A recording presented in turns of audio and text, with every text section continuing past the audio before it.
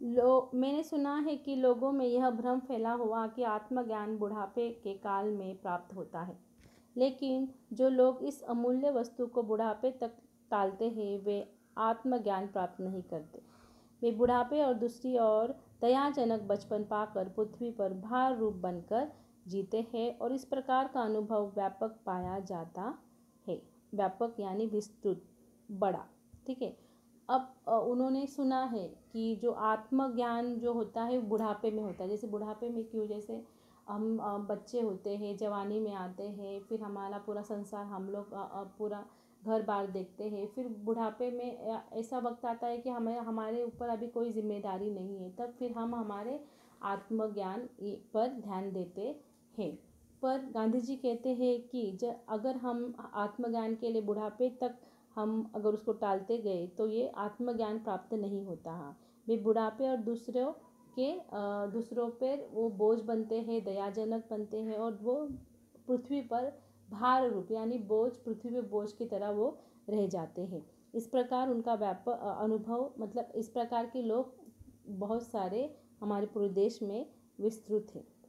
आत्मिक शिक्षा किस प्रकार दी जाए? मैं बालकों से भजन गवाता, उन्हें नीति के पुस्तकें पढ़ाता, सुनाता और इससे भी मुझे संतोष मिलता है। अभी आत्मिक शिक्षा की कैसे दे सकते हैं? तो कभी कभी जो गांधी जी हैं बच्चों से भजन गवाते हैं, कभी नीति अनुसार कोई किताब उनसे पढ़वाते हैं और फिर उनमें ही उनको संतुष्ट मिलता है।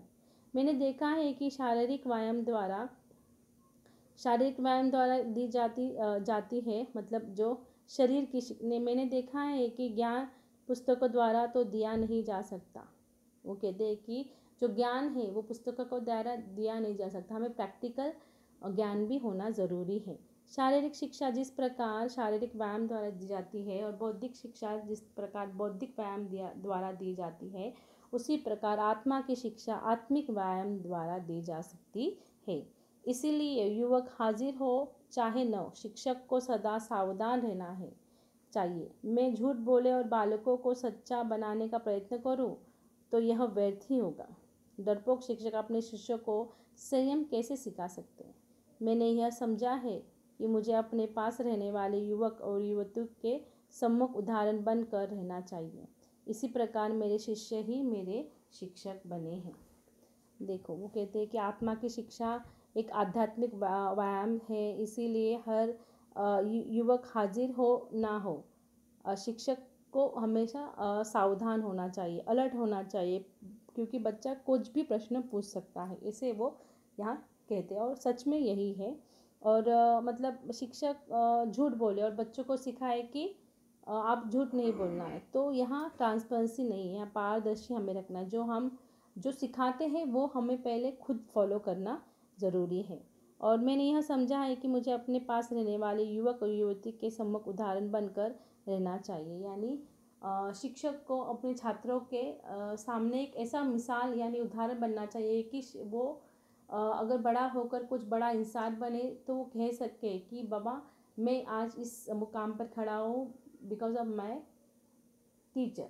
तो ऐसा अगर कहीं पर हुआ तो उस टीचर को बहुत ही गर्व महसूस होता है। तो इसीलिए कहते हैं कि शिक्षक यानी गांधी जी कहते हैं मैंने कुछ मेरे बच्चों को यानी छात्रों को मैंने कुछ सिखाया, पर और छात्रों से भी मैंने बहुत कुछ सीखा है।